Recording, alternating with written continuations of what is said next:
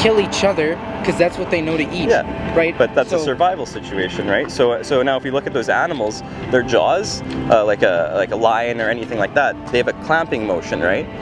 Like, because that's how a carnivore eats, right? So if we look at like herbivores like us, like we have a grinding motion, so our teeth aren't really meant to consume flesh. So it's not really, it's like kind of a not fair comparison to pick one aspect of the... That's why we cook it. But now you do realize there's a lot of unhealthy stuff in the meat, right? Like as I'm an ex-hog farmer myself, right?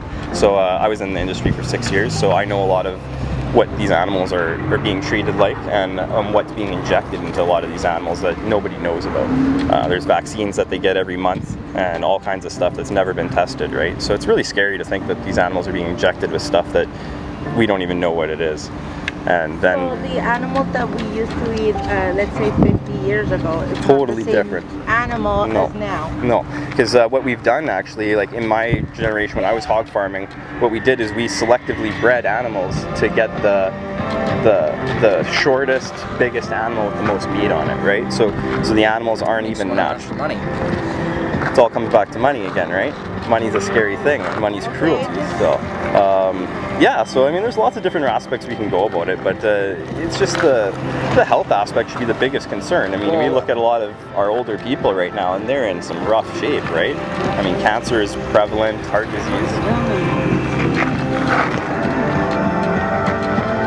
What's that? They look determined. They look determined.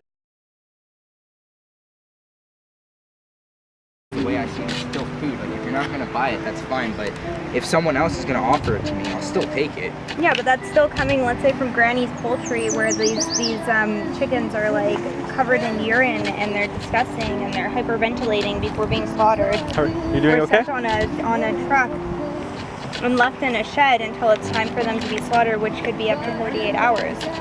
That's your food being handled like that, and that's standard practice. It doesn't matter. It's still. You can't cook. You can't remove bacteria by cooking it. Bacteria will just get cooked, and then you ingest the bacteria. So you're eating dead, cooked bacteria. That's the parasites as well. Parasites can't be. They have to be washed off with Javex. They can't be cooked off.